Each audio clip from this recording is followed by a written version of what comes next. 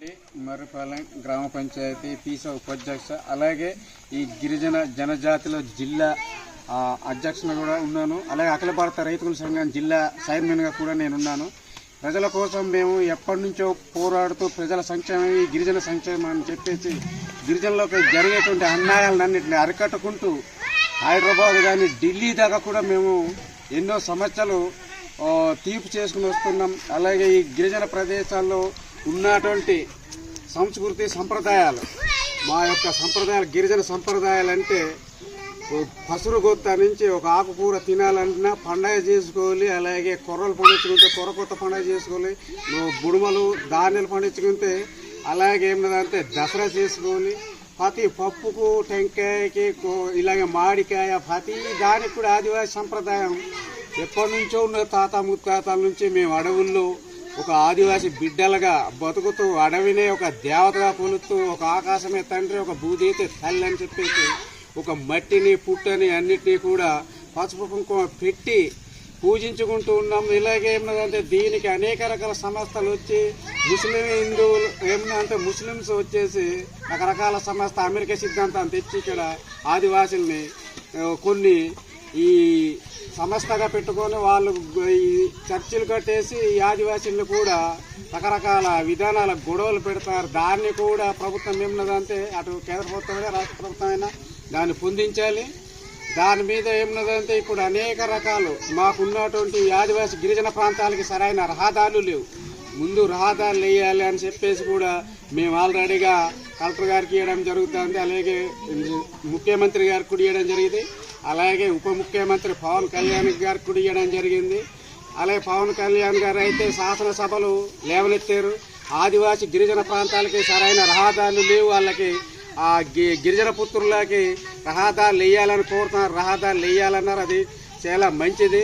అవి ఇప్పుడైనా ఈ ప్రభుత్వం తీసుకొని మాకి ఈ యొక్క గిరిజన ప్రాంతానికి ఈ పోలవరం జిల్లాకి రంపచోడవరం డివిజన్కి ఏమున్నదంటే మంచి అవకాశం వచ్చినందుకు ఇప్పుడు ఉన్నటువంటి ప్రభుత్వానికి కూడా మేము ఎంతో ఆనందిస్తున్నాం.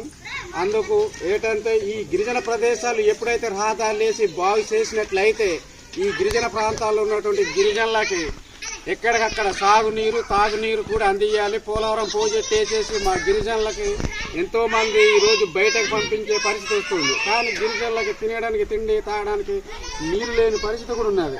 ఇవన్నీ ప్రభుత్వాలు, రాష్ట్ర కేంద్ర ప్రభుత్వాలు ఆలోచన చేసి అలాగే హిందూ సంప్రదాయానికి గుళ్ళు కట్టుకోవాలంటే ఆ గుళ్ళకు కూడా కొంత ఫండ్స్ ఇచ్చినట్లయితే కొంత వాళ్ళు సహకరిస్తే కొంత మేము సహకరించుకొని గుళ్ళు కూడా కట్టుకొని మా యొక్క సంప్రదాయాన్ని పూజించుకుంటూ ఇంకా ముందుకు పెద్ద స్థాయిగా మేము దాన్ని కృషి చేయగలమని కూడా నేను ఈ సభాముఖంగా చెప్తున్నాను. జై శ్రీరామ్, జై శ్రీరామ్.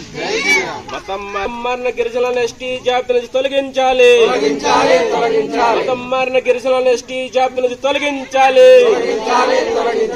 గొర్రెల కాపరి వద్దు, మీరు గోవుల కాపరి ముద్దు చెప్పలేదు. గొర్రెల కాపరి వద్దు, గొర్రెల కాపరి వద్దు, గొర్రెల కాపరి వద్దు. ఇక్కడ నుంచి జంక్షన్ వరకు నడుచు. మతం మారిన గిరిజన ఎస్టీ జాతిని తొలగించాలి.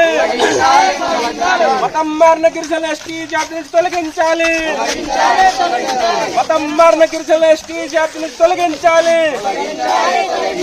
మే 23 అంతా సెలవు ఢిల్లీ చెప్పలేదు. మే 23, మే 23, మే 23, మే 23, మే 23.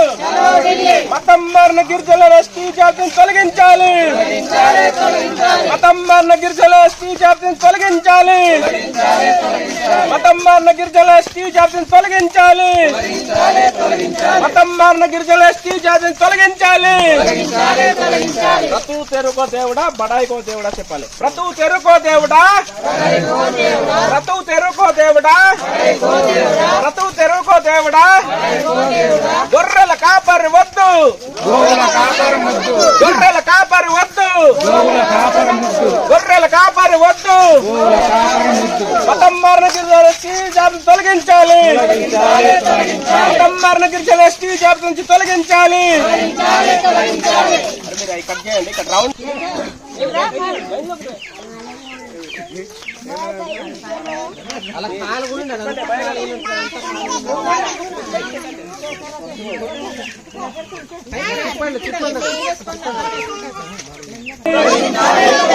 చెప్పండి